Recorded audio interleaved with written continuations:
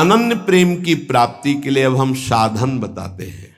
बाबा कह रहे हैं पहले अपने इष्ट देव की बाह्य मूर्ति सेवा विराजमान करनी चाहिए, या नाम सेवा विराजमान करनी चाहिए, और उस बाह्य सेवा को साक्षात समझ करके करना चाहिए। साक्षात समझकर, साक्षात विराजमान है ऐसा भाव। बाह्य पूजा के साथ साथ मानसिक सेवा का बहुत बड़ा योग है, और यह बाह्य सेवा से ही मानसिक सेवा प्रारंभ हो जाती है। सेवा तभी पूर्ण होती है जब आप पहले उसका चिंतन करेंगे। चिंतन नहीं करेंगे तो सेवा पूर्ण नहीं होगी, वास्तविक सेवा सही नहीं हो पाएगी। पहले आज श्री जी को कौन सा पोशाक धारण कराना है, कौन सी पत्रावली करनी है, और कैसे केशपाश समा, आज कौन से कुंडल, अच्छा ऐसे कुंडल, ऐसे ऐसे, और आज भोग में क्या क्या, ये भोग में ऐसे श्री जी यहाँ विराजमान होंगी, ऐसे होगा, ऐसे छत्र होगा, ऐसे भोग लगेगा। पूरी मानसिक चिंतन होता है, फिर वो सेवा प्रगट में होती है। तो प्रगट सेवा ही मानसिक सेवा में पहुंचा देती है। पूज्य बाबा कह रहे गोपीजनों की तरह प्रेम प्राप्ति के लिए सबसे पहले अपने इष्ट का चयन और इष्ट की अनन्यता। इष्ट की अनन्यता, इष्ट की अनन्यता में आ गया अपने इष्ट का नाम जपना, अपने इष्ट का मंत्र जपना, अपने इष्ट का ही गुणगान करना, अपने इष्ट के विषय में ही सोचना, ये सब आ गया। फिर इष्ट के श्री विग्रह की, मूर्ति की, छवि की, नाम की सेवा विराजमान करना। और जैसे गृहस्थ है तो जितने याम कर सके, जितना कर सके, लेकिन अगर विरक्त है तो 8 पहर की सेवा। हमारे पास और कोई काम नहीं, हमारी जिम्मेवारी है 8 पहर की सेवा। बाह्य पूजा, मानसिक पूजा, दोनों एक साथ साथ चलती हैं उपासक की। ध्यान दे करके अगर आप सेवा करोगे तो देखोगे आपकी मानसिक सेवा होगी। आज वो वाली नथ पहनानी है, वो ऐसे धारण करानी है, हाँ आज इस रंग की पत्रावली, इस रंग की चोली, इस रंग के ऊपर चुनरी, और इस रंग का लहंगा, और ऐसे ये जो हो रहा है ना, ये मानसिक सेवा हो रही है, बहुत बड़ी चीज हो रही है। देखो आप लोग जो चिंतन करते, आज फूल बंगला ऐसे बनाना है, आज ऐसे, बहुत बड़ी सेवा हो रही। आज श्री जी की रसोई, ये मानसिक जो सेवा, और बहुत जोर की सेवा, प्रगट सेवा का फल है मानसिक सेवा, और मानसिक सेवा ही सिद्धावस्था को प्रदान करती है। ये बात ध्यान दीजिए। और जो इष्ट का नाम मिला है वो केवल जबान से ही नहीं, चिंतन के साथ होना चाहिए। प्रेम की बात कर रहे हैं, केवल हम जबान से रट रहे मंगल है, लेकिन यहां कह रहे गोपी प्रेम की बात, गोपी जैसा प्रेम, उसका चिंतन होना चाहिए। जैसे राधा राधा, तो हमारा चिंतन भी हो रहा है। बाह्य जप से बहुत समय लगेगा। जब बाह्य जप और आंतरिक चिंतन दोनों एक साथ होंगे, बहुत जल्दी वासनाओं का नाश होकर आनंद की उत्पत्ति होती है। केवल बाह्य जप से बहुत काल के बाद लाभ मिलता है, बाह्य जप के साथ आंतरिक ध्यान से बहुत जल्दी लाभ प्राप्त होता है।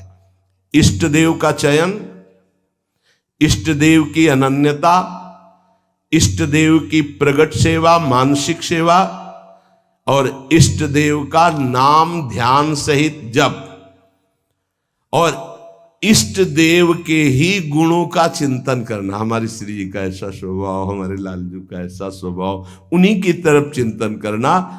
अन्य सब संबंध चिंतन को छोड़ना गोपी प्रेम की प्राप्ति है। महाराज जी सुनते हैं श्री सुखदेव जी का वैराग्य बहुत तीव्र और उच्च कोटि का था।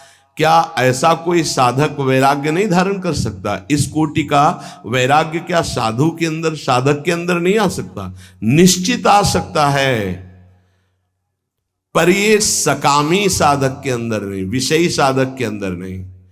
जो निष्काम भाव से दृढ़ निश्चयी है कि केवल शरीर पोषण के लिए वस्त्र और भोग आदि, जो प्रारब्धवशात, कोई चाह नहीं, उसके हृदय में तीव्र वैराग्य जागृत होता है। दृढ़ लक्ष्य, दृढ़ निश्चयी, शरीर की भी परवाह नहीं, नहीं खान पान ते भावे है, नहीं कोमल वसन सुहावे है, सब विषय लगे ते खारा है, हरि आशिक का मग न्यारा है। जो अंदर से दृढ़ निश्चयी नहीं है, अंदर से भगवत प्रेम का भाव लक्ष्य नहीं है, तो बाह्य त्याग फिर दंभ पैदा कर देता है, दिखावटीपना फिर आने लगता है, जो बहुत ही साधक के जीवन में धोखा पैदा कर देता है। ये बुद्धि है बहुत जल्दी सिद्ध होना चाहती, फिर वो नाटक शुरू कर देता है, बहुत शास्त्र विरुद्ध आचरण होने लगते हैं। इसलिए निष्काम भगवत प्राप्ति का दृढ़ लक्ष्य, निरंतर भगवत चिंतन, खान पान आदि से राग रहित, तो श्री सुखदेव जी जैसा वैराग्य आ ही जाएगा। पूज्यपाद बाबा कहते ऐसा नहीं कि उनको जो वैराग्य था वो किसी को प्राप्त ही नहीं हो सकता। लाखों हो गए हैं, देखा थोड़ी सबने, लाखों हो गए, लाखों हैं, लाखों होते रहेंगे। ये भगवान की सृष्टि है। जैसे जड़ भरत जी की स्थिति आई, उनसे ऊंची ऊंची स्थिति के ज्ञानी महापुरुष देखे गए, उनसे ऊंची स्थिति के ज्ञानी महापुरुष देखे गए, पर चर्चा उनकी गाई गई है। भगवान ऋषभदेव जी के पुत्र हैं, लेकिन ऐसे लाखों जड़ भरत हो चुके, लाखों होंगे। ये भगवान की सृष्टि, ऐसे ऐसे महापुरुष ब्रह्मबोध संपन्न देखे गए, जिन बिल्कुल निरपेक्षता की मूर्ति, निरपेक्षता की मूर्ति। हाँ, जिस दिन से सन्यास हुआ कभी वस्त्र ही नहीं धारण किया, दिगंबर, गंगा जी का किनारा वही, और ऐसा सरल स्वभाव कि मतलब देखने से ऐसा लगता था देखता ही रहे कोई। ऐसे सब जटा, सब बाल से दिगंबर बैठे हुए, वो भोला बालक जैसा चेहरा, वो तपस्या के धनी, बड़े बड़े धर्म सम्राट करपात्री जी आदि साष्टांग दंडवत करते।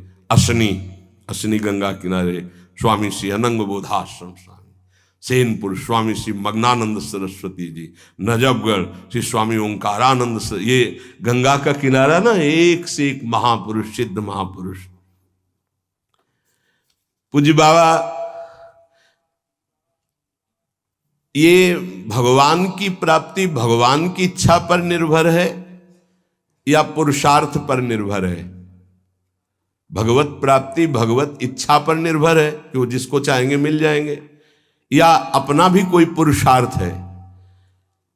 भगवान की आज्ञा का पालन करते हुए जो पुरुषार्थ करता है उसी को भगवत प्राप्ति होती है। ये कायरता नहीं कि बैठे भगवान की इच्छा होगी तो भगवान मिल जाएंगे, ऐसे कभी नहीं होगा। देखो जो वर्णन कर रहे हैं महापुरुष है, भगवान की आज्ञा का पालन करते हुए भगवत प्राप्ति के लिए बहुत प्रयासशील, जितनी हम में सामर्थ्य है, निश्चित उसको ही भगवत प्राप्ति होती है। जिसका जितना तीव्र पुरुषार्थ होगा उसका उतना ही भगवत कृपा उसके ऊपर उतरेगी। पुरुषार्थ अत्यंत आवश्यक, रात दिन जो लगे हुए। सिद्धि असिद्धि में सम रहना है भगवान की इच्छा की बात है, ये छोड़ दो भगवान पर। फल की सिद्धि असिद्धि में हमारा प्रयास पूरा रहेगा, उसी को भगवत प्राप्ति होगी।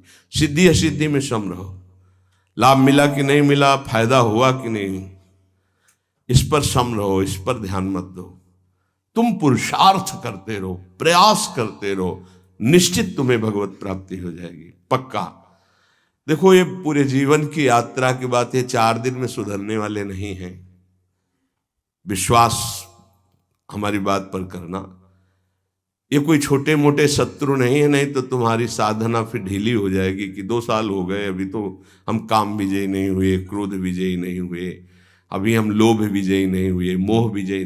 छोड़ो ये सब बातें, तुम भजन का पुरुषार्थ करो, जैसी स्थिति है वैसे शांत रहो, शांति से ये नष्ट हो जाएंगे। निरंतर भगवान के स्मरण में लगे रहो। भक्तों की ये मान्यता फल पर होती है कि भगवान जैसा चाहे, लेकिन पुरुषार्थ पर नहीं। हमें जो समय, जो दिनचर्या, जो भजन, उस पर हम कायर बन करके नहीं बैठेंगे अब जैसा भगवान, नहीं। उसके लिए हमें जो गुरुदेव ने आज्ञा करी, जो दिनचर्या, जो भजन, उस पर तत्पर रहेंगे। आप बहुत जोर देते हैं भजन पर, तो भजन किसे कहते हैं? अर्थात हम किसको माने कि भजन हो रहा है? उत्तर, अंतःकरण में निरंतर अपने इष्ट का गाढ़ चिंतन होना भजन कहा जाता है। अंतःकरण शब्द बोला है, यहां से गाढ़ चिंतन होना, निरंतर भजन कहते हैं, जिसे भगवदाकार वृत्ति, उसे भजन कहते हैं। दूसरा भजन का अर्थ है सेव्य को सुख पहुंचाना, सेवा, भज धातु सेवायाम। उपासक दो ये बातें पकड़े रहता है, उसे भजनानंदी कहते हैं। अंतःकरण से अपने इष्ट का गाढ़ चिंतन, वो रूप का हो, नाम का हो, मंत्र का हो, और शरीर से प्रकट सेवा में प्रतिपल लगे रहना, ये दो वृत्ति जिसके अंदर है वो भजनानंदी है। सेवा में चाहे वो गृहस्थी की सेवा हो, व्यापार हो, नौकरी हो, किसानी हो, या विरक्ति की सेवा में जो भी सेवाएं हैं, शरीर से प्रतिपल सेव्य को सुख पहुंचाने के लिए सेवा, और हृदय से प्रतिपल आराध्य देव का स्मरण, इसी का नाम भजन है। और यही भजन परमानंद प्रदान करता है, यही भजन महापुरुष बना देता है, यही सेव्य के समान कर देता है।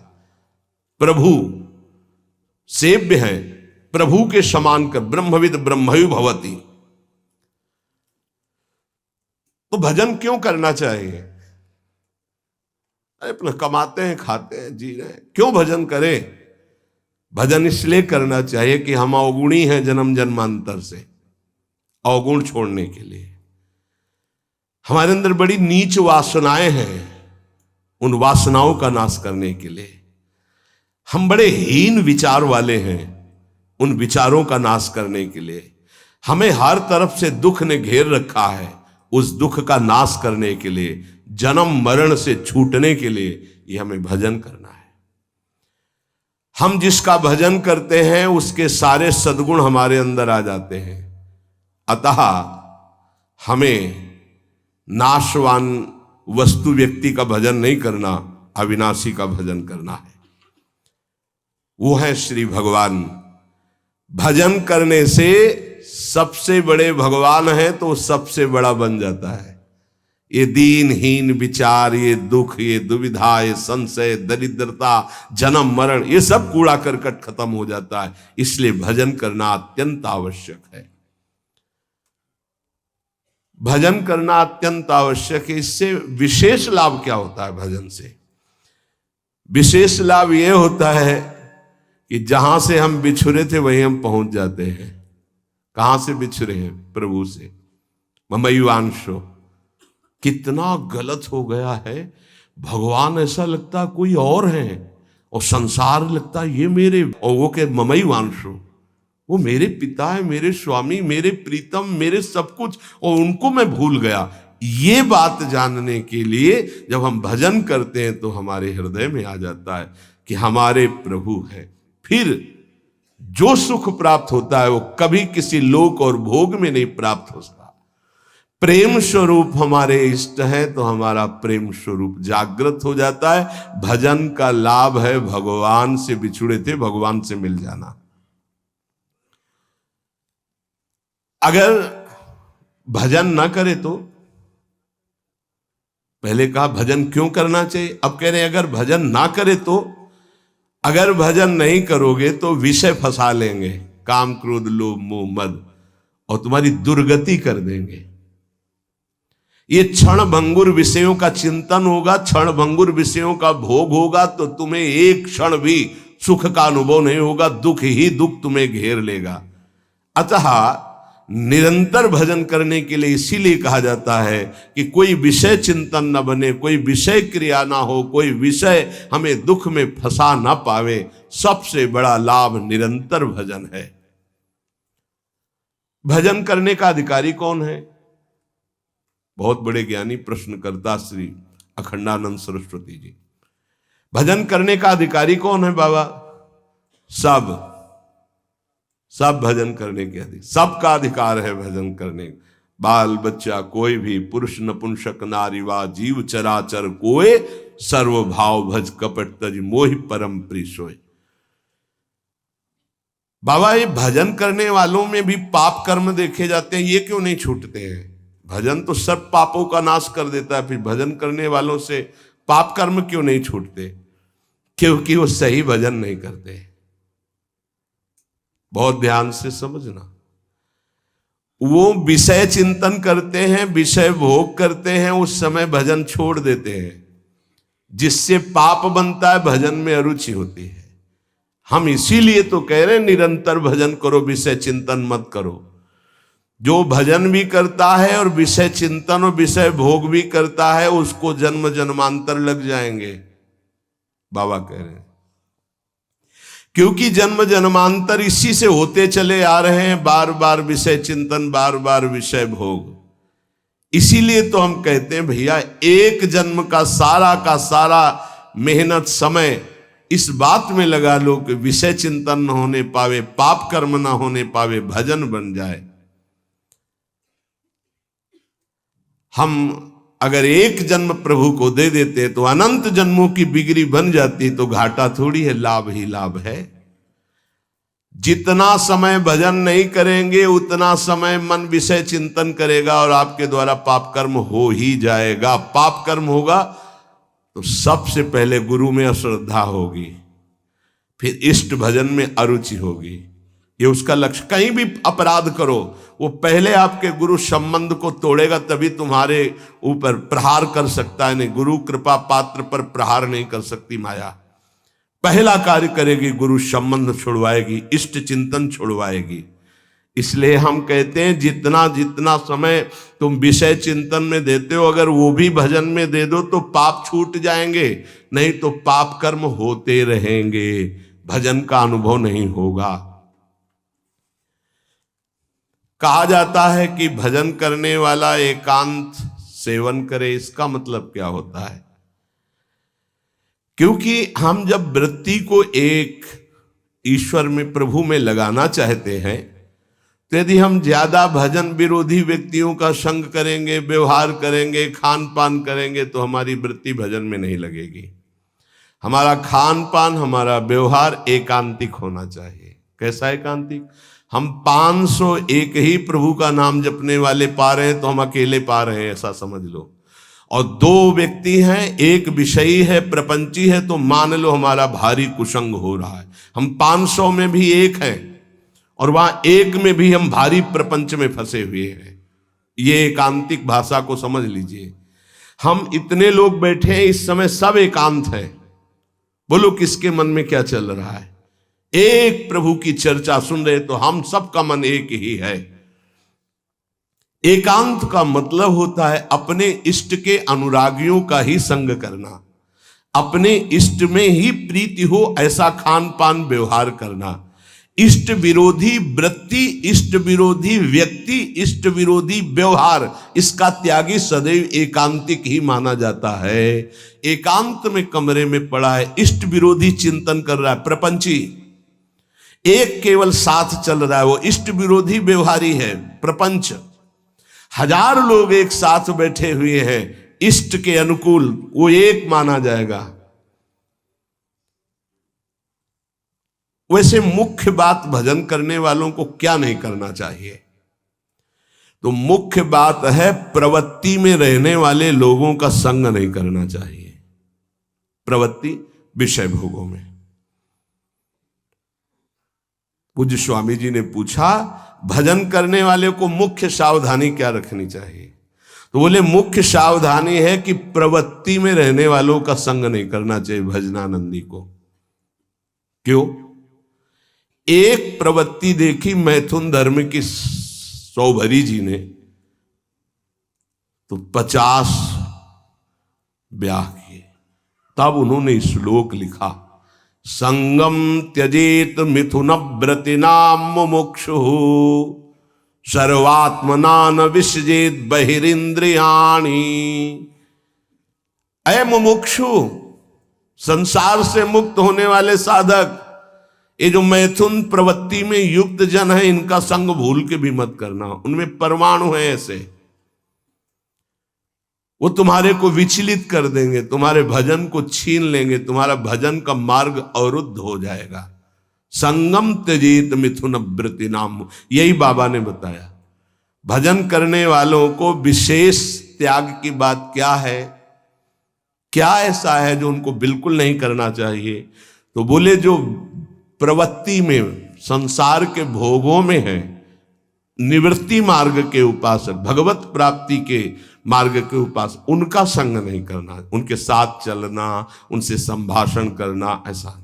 अगर भगवत चर्चा जनित प्रश्न है, आप उत्तर देने की क्षमता रखते हैं, इसके बाद राग नहीं करेंगे। क्षमता का मतलब समझते हो? जैसे हम आपसे संभाषण किया, अब आपकी याद नहीं आनी चाहिए संभाषण हटने के बाद।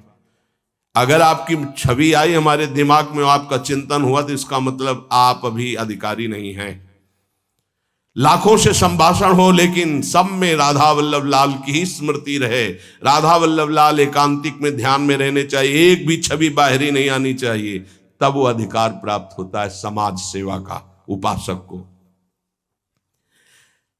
अधिकाधिक भजन में प्रवृत्ति करने वाले को ऐसे संग का त्याग करना चाहिए। बहुत जोरदार का संग होता है प्रपंच का। जैसे संत संग की महिमा है, ऐसे प्रवृत्ति मार्ग के संग की भी महिमा है। सीधे प्रवृत्ति में उतार देते हैं, सीधे प्रवृत्ति में। बहुत सावधान, बहुत सावधान। ये महापुरुष जन ऐसे नहीं बोल रहे, बहुत सावधान। प्रवृत्ति मार्ग के जनों का संग करना सबसे ज्यादा त्याज्य विषय भजन करने वालों को है, ये ध्यान रखें। बहुत तरह से फंसाव हो जाते, बहुत तरह से जलना पड़ता है, जलना पड़ता है। महसूस होता है कि हमने गलत किया, जो हमने स्वीकार किया वो गलत किया, महसूस होता है। पर एक बार स्वीकृति हो गई तो कुछ भी हो, इनका बेड़ा पार होना चाहिए।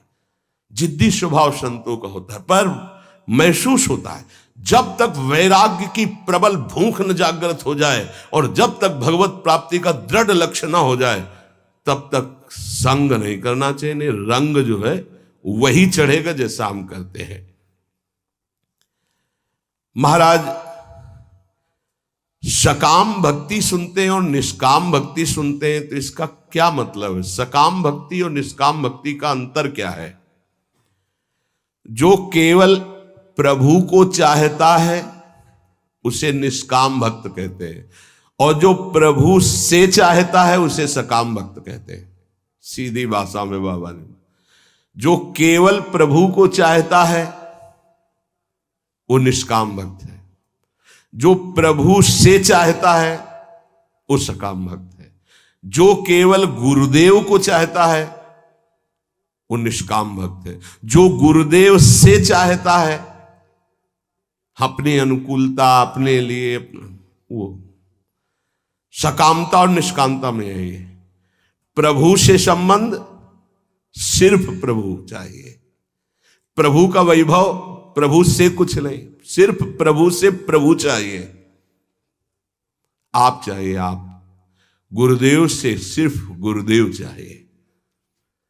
आप अपने स्वरूप में स्थित हैं, आप अपने स्वरूप का बोध करा दीजिए। जो हम आपकी शरण में हुए हैं, हम आप में तदात्म हो जाएं, बस आपसे और कुछ नहीं चाहिए। केवल प्रभु से कोई चाहना, प्रभु से प्यार ना होना सकामियों का लक्षण है। प्रभु से कुछ न चाहना, केवल प्रभु से प्यार करना, यह निष्कामियों का लक्षण है। ऐसे बड़े बिरले निष्काम। और महाप्रभु अपने धर्म के लिए तो कहते हैं, सबसे पहले कह रहे सबसो हित निष्काम मति, कोई चाह नहीं। सुना है कि परा भक्ति और ज्ञान में कुछ अंतर रहता है या नहीं? आपका क्या विचार है? क्योंकि पराभक्ति और ज्ञान दोनों अलग अलग है, पर है कैसा? तो हम तो नारायण स्वामी के विचार को ही स्वीकार करते हैं। पूज्य बाबा कह रहे हैं पराभक्ति और ज्ञान में तनिको नाही भेद, नारायण मुख्य प्रेम है, कहे संत अरु वेद। जब पराभक्ति को उपासक प्राप्त होता है तो उसमें शुद्ध ब्रह्म बोध भी रहता है और भगवत प्रेम भी रहता है। ये बड़े आश्चर्य की बात है। गीता जी में तो संकेत रूप में बोध को ही प्रधान कहा। ब्रह्मभूता प्रसन्नात्मा न शोचति न कांक्षति, समा सर्वेषु भूतेषु मद भक्तिम लभते पराम। मेरी पराभक्ति का परम लाभ क्या हुआ कि ब्रह्मभूत हो गया। और बाबा नारायण स्वामी के दोहे से कह रहे कि पराभक्ति में एक चमत्कार विशेष ये होता है कि उसे ब्रह्मबोध भी हो जाता है, आत्मस्वरूप का बोध भी, और भगवत प्रेम भी हो जाता है। पराभक्ति और ज्ञान में तनको नाही भेद, इतना है कि इसमें मुख्य प्रेम भगवदाकार भी रहता, स्वरूप बोध भी हो जाता है, जो पराभक्ति को प्राप्त हो जाता है। भगवत प्राप्ति के अनेक मार्ग हैं। एक पुरुष के द्वारा कई मार्गों में नहीं चला जा सकता, इसलिए साधक एक मार्ग का चयन कर ले और अपने गुरु प्रदत्त भजन भक्ति का विस्तार करे, आगे बढ़ाता चला जाए। इतना जरूर ध्यान में रहे कि भक्ति में विषय सुख नहीं है। अगर विषय सुख की आकांक्षा करेगा तो भक्ति अंतर्ध्यान हो जाएगी। ऐसा मान ले कि हमारे भाग्य में नहीं है, मान लो ना, पर बड़े भाग्य हैं, कोई भाग्यहीन थोड़ी हो। ये जो विषय सुख है ये तो पापियों को भी प्राप्त है। सुत दारा धन लक्ष्मी पापियों के घर होए, संत समागम हरि कथा तुलसी दुर्लभ तो तुम्हारा दुर्भाग्य नहीं है, तुम उससे हंसने के लिए तैयार हो रहे हो, उसके साथ खेलने के लिए तैयार हो रहे हो जो बड़े बड़े मुनियों के भी ध्यान में नहीं आते। तुम्हारे भाग्य से नहीं है। ध्यान मुनि मन ध्यान धरत, थोड़ा अपने लक्ष्य की तरफ। और जब निकस कुंज ठाढ़े भय और भुजा परस्परंस, जब इनको तुम देखोगे तब कैसा होगा? आनंद समुद्र प्रिया प्रीतम। उपासक विषय सुख भक्ति में बहुत बाधक है। जिसको भक्ति की सिद्धि करनी है, प्रेम प्राप्त करना है, तो विषय सुख से बचना चाहिए। मन में लागी चटपटी कब निरखूं घनश्याम, तो नारायण भूल्यो सभी खान पान विश्राम। ये दोहा एक संत भगवान थे, गंगा के किनारे मिले थे, ये बार बार कहते थे, जो बड़ी मस्ती में गाते थे। मन में लागी चटपटी कब निरखूं घनश्याम, नारायण भूल्यो सभी खान पान विश्राम। विषय सुख भक्ति में नहीं। ब्रह्मादि के भोग सब विषम लागता ही, नारायण ब्रज चंद की लगन लगी है जाही। जब विषय सुख का सेवन साधक करने लगता है तो प्रभु का चिंतन छूटने लगता है, प्रभु में सुख नहीं लगता है। ये सबसे बड़ी कमी की बात। अगर आपको भजन करते प्रभु में सुख नहीं लग रहा तो आप कहीं विषय सुख ले रहे हैं। ध्यान दीजिए, जब प्रभु के चिंतन करते करते आपके आंसू निकलने लगे, रोमांच होने लगे, अब सुख आया है। इसलिए कुछ समय तक ये झूठे विषय सुख से बचो।